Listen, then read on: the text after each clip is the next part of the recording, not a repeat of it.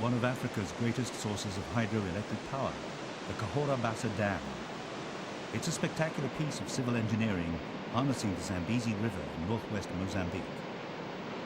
But it's also a source of contention with neighboring South Africa because of a deal struck in the continent's white-dominated past. Cahora Bassa's turbines deliver 2,000 megawatts of electricity, enough to light up the whole region. But the lion's share goes to South Africa. Parts of Mozambique need electricity supplies, as do power-hungry neighbors Malawi and Zimbabwe. But the dam was built when Mozambique was a colony of Portugal, which signed a long-term supply agreement with the white apartheid government of South Africa. The operating company, Hidroelétrica de Cahora Bassa, is still largely Portuguese-owned, Mozambique holding less than a 20% share.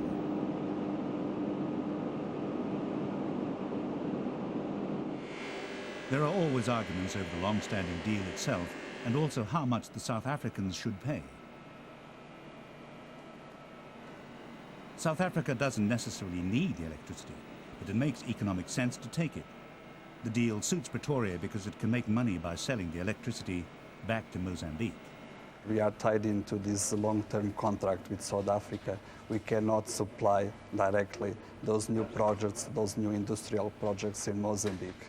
And what we see is that our power that is being sent to South Africa is then wheeled probably to those new projects, and South Africa is getting probably 10 times the price they are paying to us. Some Mozambicans live in a power shadow. The huge dam and hydro plant is on their doorstep, but the electricity it produces passes them by. Around the lake created by the dam, life is easier. The huge reservoir of water is the key to prosperity for hundreds of families. Bargains are to be had at fish markets dotted along the lakeshore. Enthusiasts like Willie Beaton, ironically from South Africa, make the most of what Cahora Bassa's water has to offer. The fishermen have been out in their canoes since dawn. They might be tired now, but it's important to impress on customers how lucky they are to get such good fish at such a small price. Small tiger fish. Although it has Cahora Bassa, Mozambique is still a poor country. Even if it could get a better price for electricity sold abroad or use more of it for progress at home, these people would still rely heavily on fish from the lake. Hundreds of small markets thrive around the shore, wherever there's a landing bay. They're central to the survival of local villages and towns. But what brings in the most money isn't fishing for food, it's game fishing.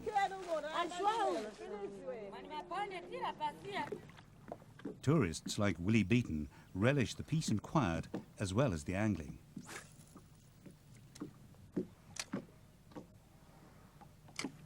They're almost certain to reel in a decent-sized fish within a few minutes.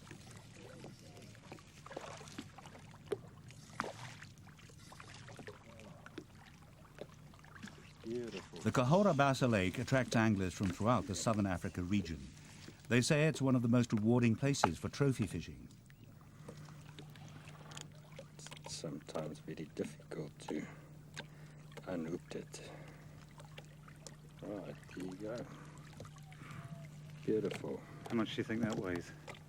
This one is about a kilo. The various users of the lake, human and animal, coexist most of the time, more or less happily. But there are some tensions. Fishermen occasionally find that their nets have been damaged by animals such as hippos or crocodiles. They're after the fish in the nets.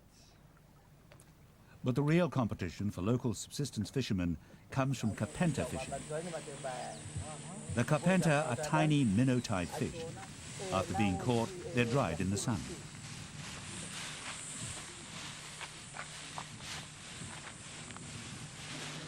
These thousands of fish represent just one night's catch. For those involved, it's good money, and better than the hand-to-mouth existence other lake dwellers endure.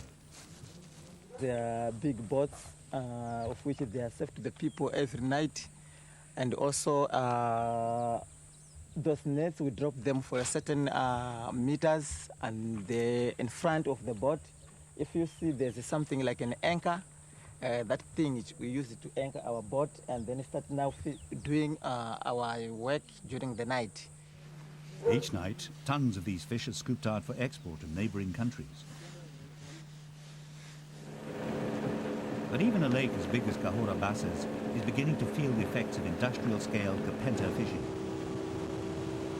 The overall number is threatened by fishing at a faster rate than the fish can reproduce.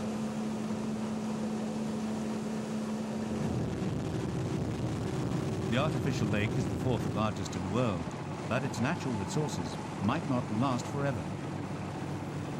Without proper management of fish stocks, even Cahora Bassa could lose its reputation and population.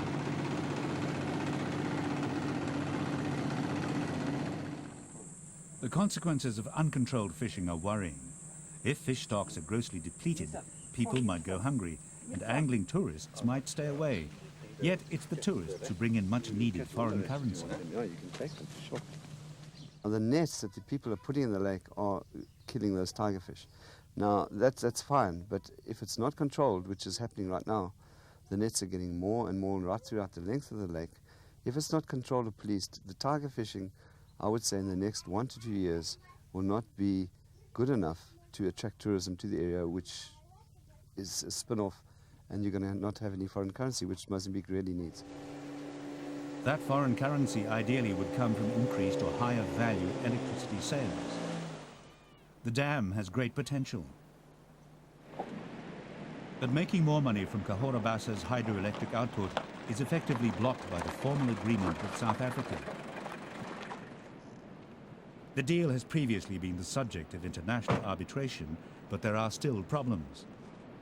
In this moment, South African utility company Eskom is the biggest player on the world.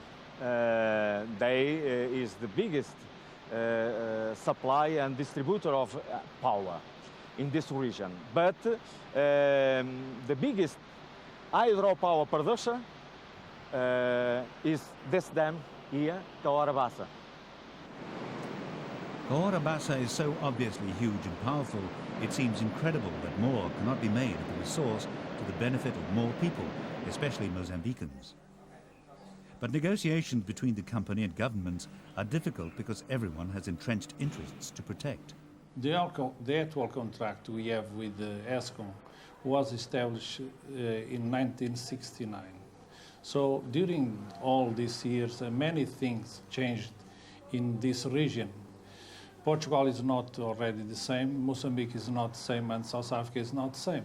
So what we need is to adapt this contract to the actual circumstances in order to increase competition in the region. Mozambicans have always strived to live in harmony with the Zambezi, but even when they harness its strength, the river proves a rough ride.